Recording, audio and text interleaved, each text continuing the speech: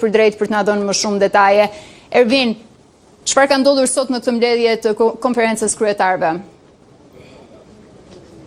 Kanë qenë dy kërkesa të shërtuara në mbledhjen sotme të konferencës kryetarëve që kishte të bënte me zotin të ndjerin Astrid Kalaja, i cili humbi jetën 2 ditë më parë pas një atentati në ambientin e tij të punës. Në konferencën kryetarëve u shërtua kërkesa e Partisë Socialiste për të mbajtur 1 minutë heshtje në seancën plenare të ditës së nesërme, si edhe kërkesa e opozitës, e cila kërkoi nga autoritetet përgjegjëse nisjen e punës për të shpallur dëshmorta dhe zotin Astrid Kalaja. Këto dy kërkesa u shërtuan nga konferenca kryetarëve, pritet që vendimarrja e tyre të komunikohet pas pak çases, por duke marrë parasysh që ka pasur një unitet të politikës kundrejt ngjarjeve të rënd, pritet që të dy kërkesat të miratohen nga ana e konferencës së kryetarëve. 1 minutë heshtje është diçka që është atribut total i këtij organi të Kuvendit të Shqipërisë, nëse kërkesa e opozitës sigurisht që do kërkojë koordinimi me institucionet të tjera, të cilat do të kemi mundësi që të diskutojmë vetëm pak minuta më vonë, ndërkohë mund dëgjojmë pak zotin Ulsi Manja, ish ministrin e drejtësisë. Në sistemin e drejtësisë në ditë vështira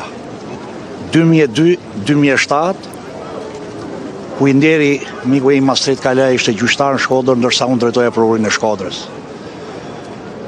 Drejtësia ka humbur një gjyqtar me integritet, një njeri model, një qytetar, një familjar i devotshëm, ndërsa ne kemi humbur një shok të mirë.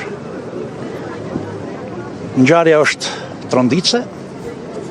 Unë kam deklaruar që është një akt barbar dhe një kampan alarmi për sigurimin e punojësve të drejtësisë. U pret në paqe edhe le shërbejë kjo ditë kujtimi edhe si një omash për të gjithë punonjësit e drejtësisë që në të gjithë këto vite kanë përjetuar sakrifica në ushtrimin e profesionit tyre. Faleminderit. Zoti Manja, ti shpëtoi për një mesazh për politikën, çdo mund të politika. Zoti Manja, mos ndoshta shpeshimin e për mesazhe sot. Por do duhet të ulemi që gjithë të reflektojnë. Dhe politika. Gjithë do duhet të reflektojnë. Faleminderit.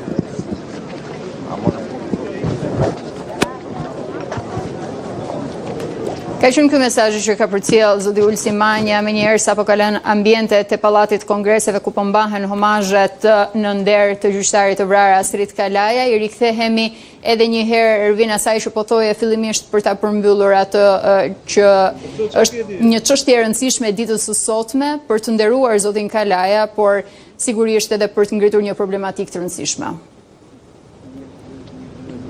Sigurisht të dy kërkesat që u parashtruan në konferencën kryetarëve pritet që të miratohen qoftë nga organet e Kuvendit të Shqipërisë, por qoftë nga institucionet e tjera. E para që ka të bëjë për të mbajtur nesër një seancë plenare 1 minutë heshtje, pritet që të miratohet automatikisht nga ana e konferencës kryetare, duke respektuar edhe protokollin se si seanca plenare nderon figura apo personalitetet të shoqërisë shqiptare. Ndërsa kërkesa tjetër opozitës për të iniciuar shpalljen e zotit Astrid Kalaja si dëshmor të kombit do të duhet që të koordinohet dhe me institucionet e tjera përkatëse në mënyrë që më pas të aprovohet edhe nga komisioni i posaçëm shtetëror, i cili jep tituj të tillë.